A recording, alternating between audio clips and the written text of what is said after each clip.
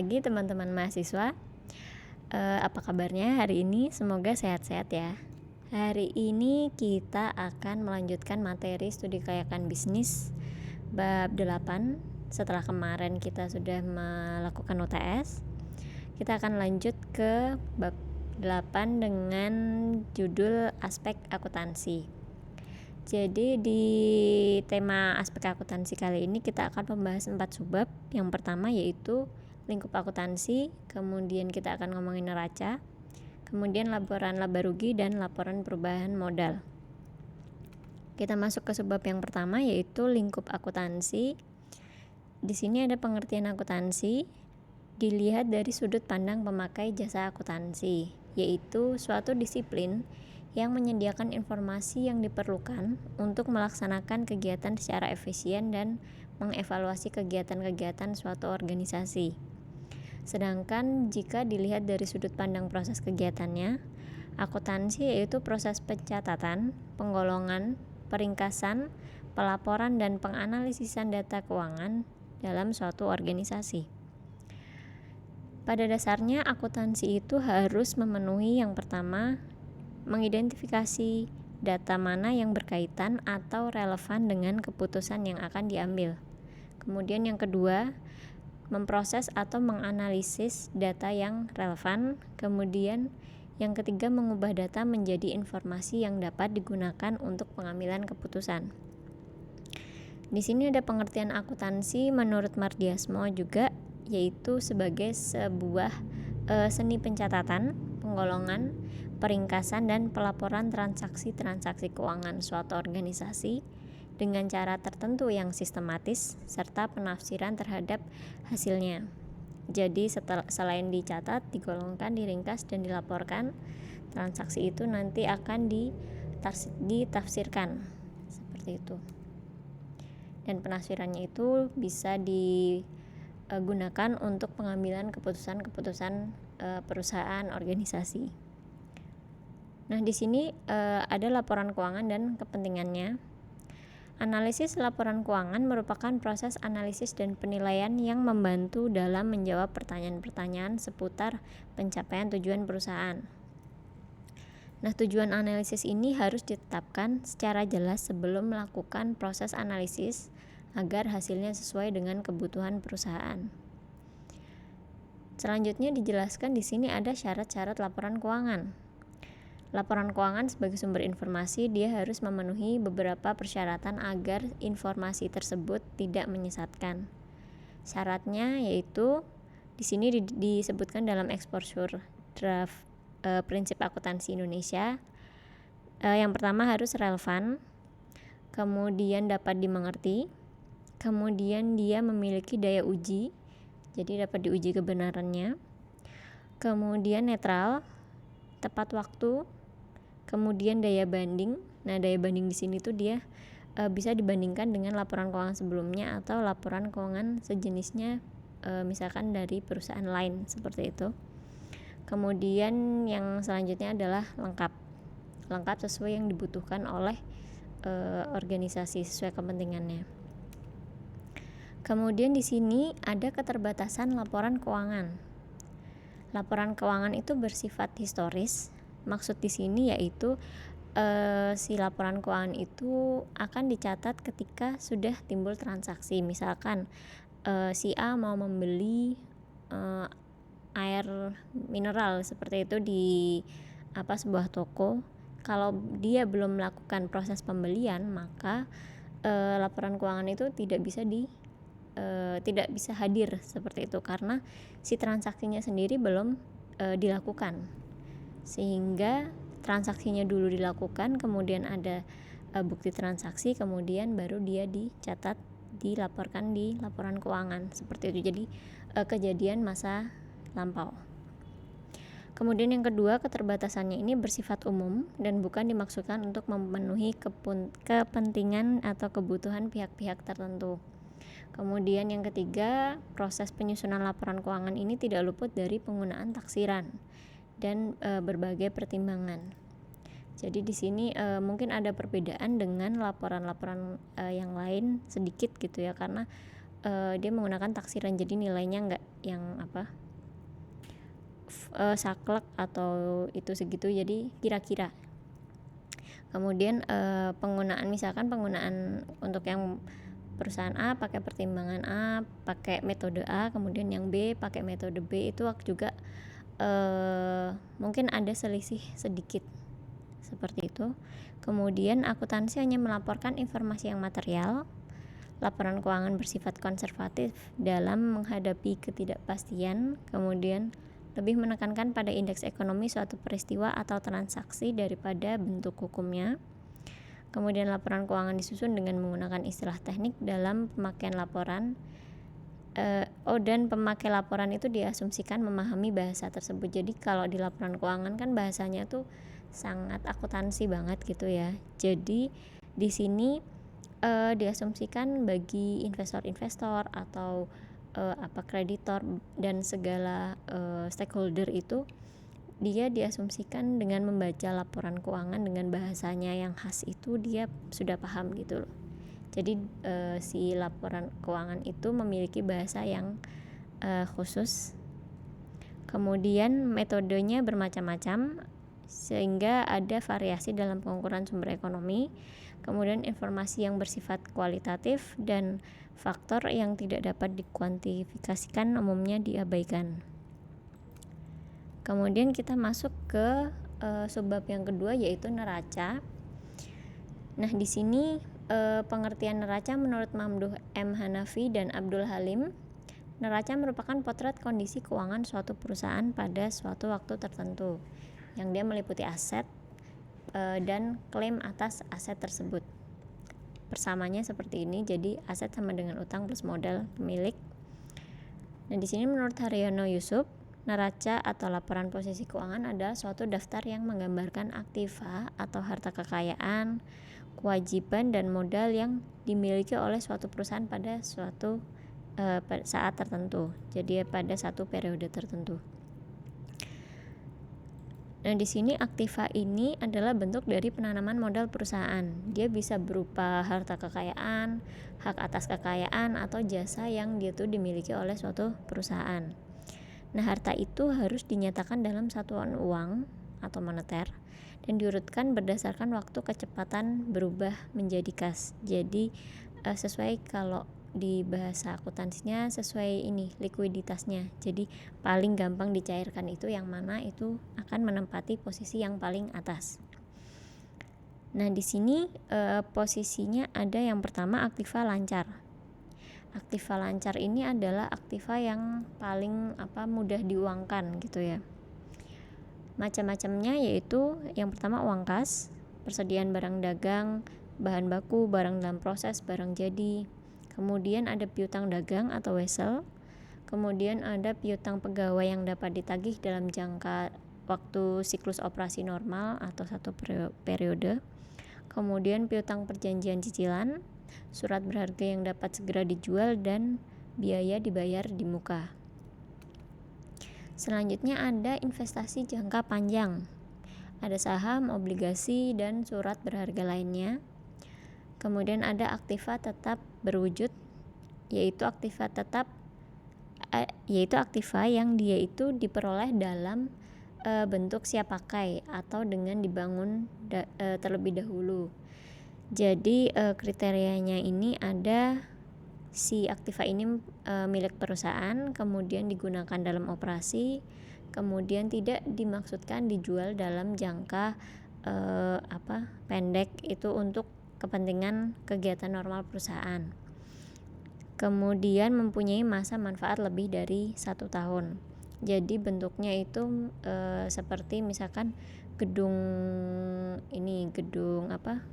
untuk produksi, kemudian gudang, nah seperti itu. Jadi dia digunakan untuk perusahaan dan dia tidak akan dijual dalam rangka kegiatan normal perusahaan.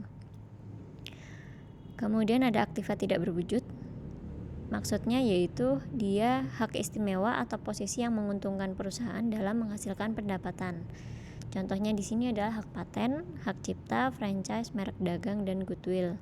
Kita ambil contoh misalkan hak paten gitu ya. Jadi hak paten suatu produk agar si perusahaan itu dapat memproduksi produknya dan dia tidak ditiru oleh kompetitor-kompetitornya, sehingga dia hak paten itu memunculkan hak istimewa yang akan menguntungkan si perusahaan pemproduksi barang tersebut. Kemudian ada aktiva lain-lain, yaitu biaya yang ditangguhkan atau yang tidak dilaporkan sebagai biaya pada periode terjadinya karena memberi manfaat bagi periode selanjutnya. Contohnya biaya emisi saham. Kemudian kita lanjut ke utang. Jadi kan tadi aktiva sama dengan utang plus modal. Kita lanjut ke utang. Nah, utang di sini menurut Jarwanto merupakan dia menunjukkan sumber modal yang berasal dari kreditur. Nah, macam-macam utang ini ada utang lancar, utang jangka panjang, dan utang lain-lain.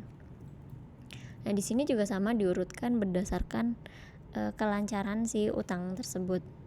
Yang pertama, utang lancar ini adalah utang perusahaan yang diharapkan dapat dilunasi dalam jangka waktu paling lama 1 periode akuntansi dengan menggunakan sumber-sumber yang merupakan aktiva lancar atau dengan menimbulkan utang lancar yang lain. Contohnya di sini utang usaha atau utang dagang, kemudian utang biaya, jadi gaji, kemudian bunga, utang pajak. Kemudian ada utang pendapatan dan utang bank. Yang kedua yaitu utang jangka panjang. Utang jangka panjang ini adalah utang-utang perusahaan yang jangka waktu pelunasannya itu lebih dari 1 periode akuntansi. Bisa contohnya di sini ada utang obligasi atau utang hipotek. Hipotek itu utang-utang yang jaminannya itu barang-barang yang tidak bergerak dan dia hutangnya itu jangkanya lebih dari 1 tahun. Kemudian ada utang lain-lain, yaitu pendapatan yang ditangguhkan, pendapatan sewa jangka panjang diterima di muka, uang muka kontrak jasa jangka panjang, dan lain-lain. Nah, selanjutnya adalah modal. Nah, di sini modal adalah bagian hak pemilik dalam perusahaan. Modal ini bedanya modal dengan utang tadi. Kalau utang itu kan harta yang dimiliki perusahaan atau uang yang dimiliki perusahaan itu atas pinjaman dari kreditor gitu kalau utang. Jadi si perusahaan itu memiliki barang atau sejumlah uang itu dari pinjaman.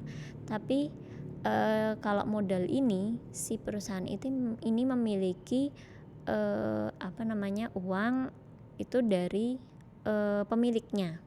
Begitu. Jadi kalau misalkan mungkin PT dari investornya seperti itu. Nah, di sini modal perusahaan ini umumnya berasal dari investasi pemilik dan hasil usaha yang tidak dibagikan. Jadi ada 2, bisa dari investasi pemilik, bisa dari hasil usaha yang tidak dibagikan. Itu nanti disebutnya laba ditahan. Nah, berkurangnya modal perusahaan umumnya disebabkan oleh penarikan kembali penyertaan oleh pemilik, pembagian dividen, dan adanya kerugian. Ada 4 macam modal. Yang pertama modal pemilik, modal disetor, kemudian ada laba ditahan. Nah, di sini modal pemilik itu adalah modal yang berasal dari pemilik usaha. Jadi misalkan si tuan A dia nyetor uang ke perusahaan, misalkan katakanlah 5M. Nah, itu disebut modal pemilik. Kemudian modal yang disetor ini ada 2, jadi ada modal saham, yaitu bagian setoran pemilik yang jumlahnya sesuai dengan nilai nominal dikali dengan banyaknya saham yang beredar. Kemudian ada tambahan modal disetor, yaitu kelebihan setoran pemilik di atas nominal saham. Jadi ini kalau misalkan ini ya jual beli saham seperti itu kan ada nilai nominalnya. Nah, itu yang sesuai dengan nilai nominal dikali dengan banyaknya saham itu disebut modal saham. Kemudian kelebihannya itu disebut dengan tambahan modal disetor. Kemudian yang selanjutnya adalah laba ditahan. Nah, modal yang berasal dari hasil operasi perusahaan yang ditahan sebelum dibagikan dalam bentuk dividen. Nah, laba ditahan ini dibagi menjadi 2 bagian, yaitu laba ditahan bebas, yaitu yang tidak dibatasi untuk suatu kepentingan dan dia tersedia sepenuhnya untuk dibayar dalam bentuk dividen. ada laba yang ditahan yang dibatasi, yaitu laba yang ditahan yang sudah dicadangkan untuk suatu kepentingan, seperti contohnya ekspansi perusahaan, pelunasan utang, kemudian pemilihan saham sendiri atau buyback gitu ya. Kemudian ada modal penilaian, yaitu modal yang berasal dari penilaian aktiva menjadi nilai di atas harga perolehan.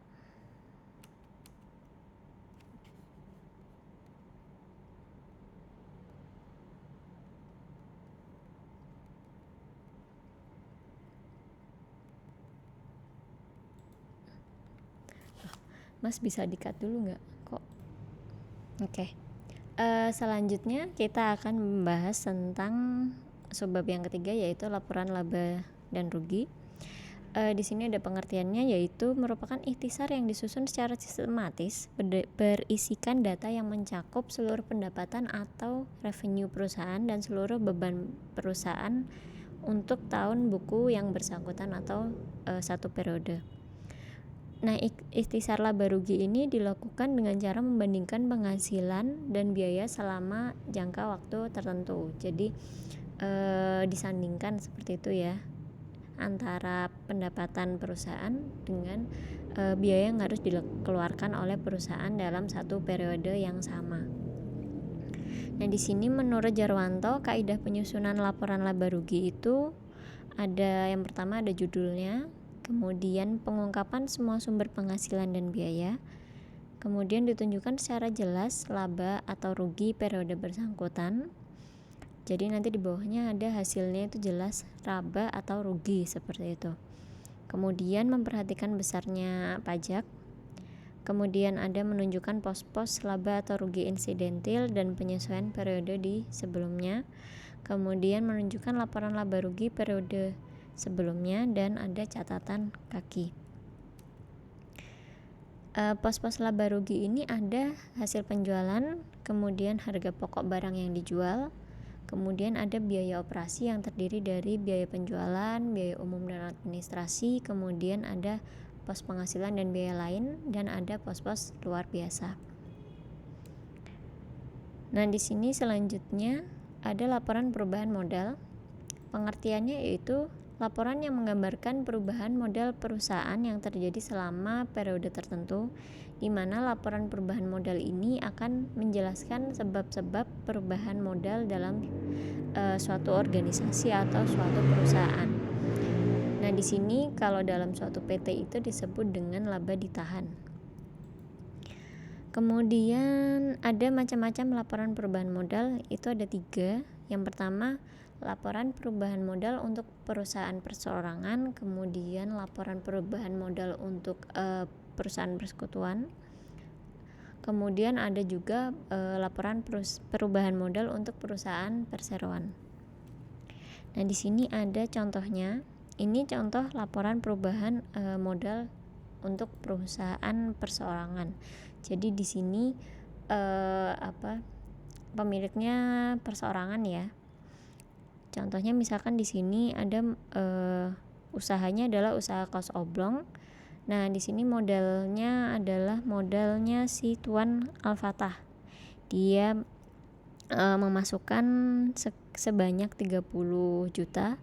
Kemudian ada laba tahun kemarin itu 10 juta.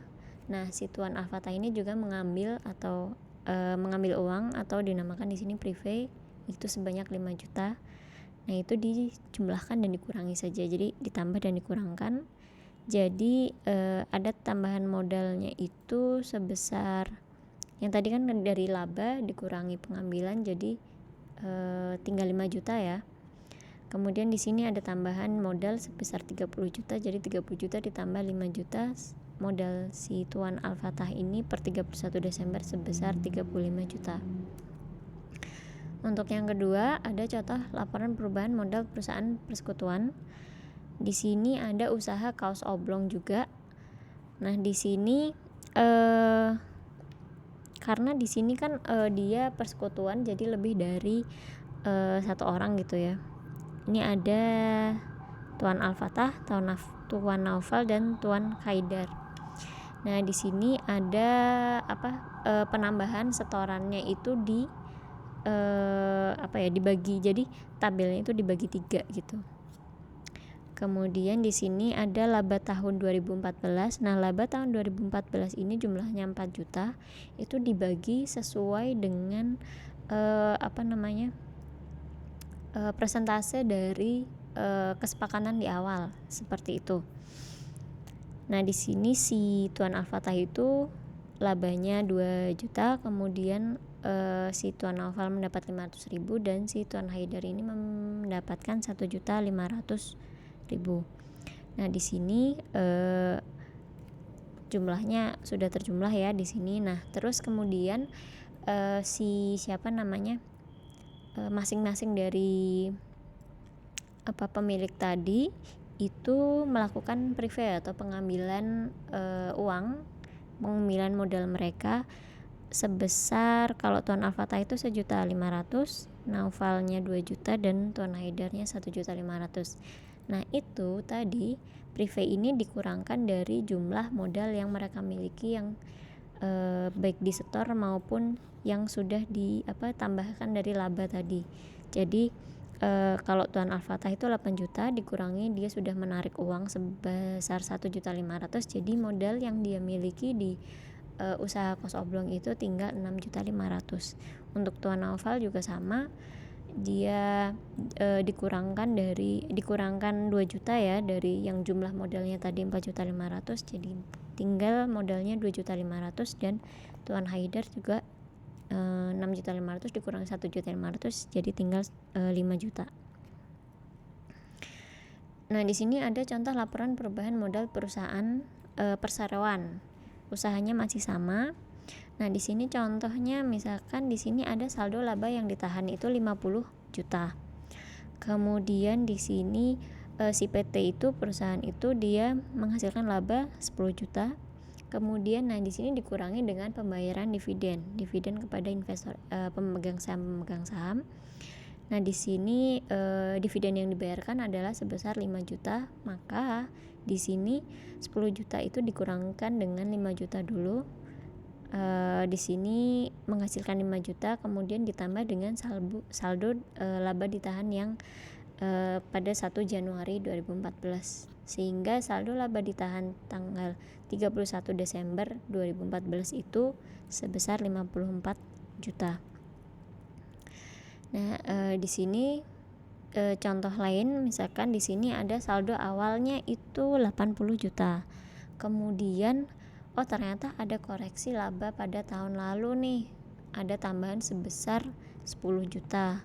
Kemudian saldo awal setelah dikoreksi itu ada pengurangan, jadi labanya sebenarnya tuh berkurang 10 juta yang tahun kemarin gitu, ada koreksi sehingga saldo awal setelah koreksi itu tinggal 70, nggak lagi 80.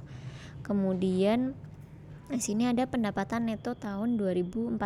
Jadi tahun 2014 itu pendapatan bersihnya sebesar 30 juta sehingga jumlahnya 100 juta. Kemudian ada pembayaran dividen sebesar 40 juta. Dan di sini baru diketahui saldo akhir per 31 Desember yaitu sebesar 100 juta dikurangi 40 jadi 60 juta. Oke, sekian untuk pertemuan kali ini. Kita akan jumpa lagi di pertemuan ke-9. Semoga masih tetap semangat. Assalamualaikum warahmatullahi wabarakatuh.